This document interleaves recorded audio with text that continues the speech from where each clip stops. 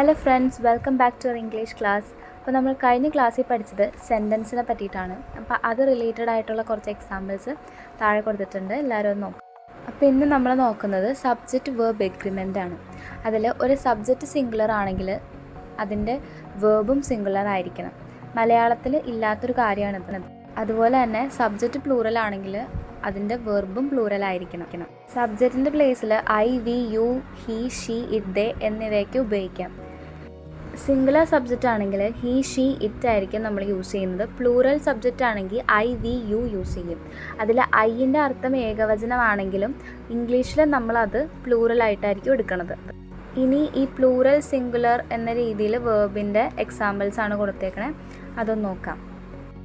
പൊതുവിലൊരു വെർബിൻ്റെ ആദ്യ പദത്തോടു കൂടി എസ് എന്നോ ഇ എസ് എന്നോ ചേർത്താൽ നമുക്കതിൻ്റെ സിംഗുലർ ഫോം കിട്ടും. Example do plus E S dress എന്നാകും, അതതിൻ്റെ സിംഗുലർ ഫോമാണ്. എന്നാൽ വൈയിൽ അവസാനിക്കുന്ന അക്ഷരങ്ങൾ പ്ലൂറൽ ഫോം കിട്ടാനായിട്ട് ഐ ഇ എസ് ചേർത്താൽ മതി. Example study plus I E S studies, അതതിൻ്റെ പ്ലൂറൽ ഫോമാണ്. Example thief thieves, leaf leaves, roof roofs, brief briefs.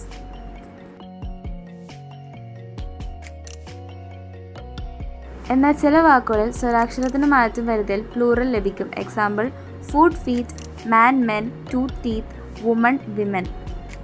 ചില വാക്കുകൾ പ്ലൂറലായിട്ട് തോന്നുമെങ്കിലും നമ്മളത് സിംഗുലർ ആയിട്ടായിരിക്കും യൂസ് ചെയ്യണം. Example news, mathematics, mechanics, politics. ഹിയോടുകൂടി ഗോ എന്ന് പറഞ്ഞാലും ദയോടുകൂടി ഗോസ് എന്ന് പറഞ്ഞാലും വാചകം തെറ്റാകും.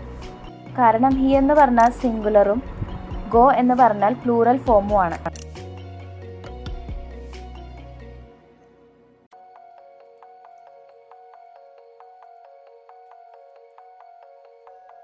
അടുത്തായിട്ട് നമുക്കൊരു സെൻറ്റൻസ് എഴുതാം. അവൾ മനോഹരമായി പാടുന്നു. അതിൽ അവൾ എന്ന് പറയുന്നത് സബ്ജക്റ്റാണ്, ഷീ. മനോഹരമായി എന്ന് പറയുന്ന ആഡ്വർബാണ്, അത് ബ്യൂട്ടിഫുള്ളി എന്ന് പറയാം. ആൻഡ് പാടുന്നു എന്ന് പറയുന്നത് വെർബാണ്, സിങ്സ്. വെർബിനെ മോഡിഫൈ ചെയ്യാനായിട്ട് യൂസ് ചെയ്യുന്നതാണ് ആഡ്വർബ്. അടുത്ത എക്സാമ്പിളാണ് അമൽ ബസ്സിൽ സ്കൂളിൽ പോകുന്നു. ബസ്സിൽ, ബൈ ബസ്. സ്കൂളിൽ, ടു സ്കൂൾ. പോകുന്നു, goes plus E S, goes.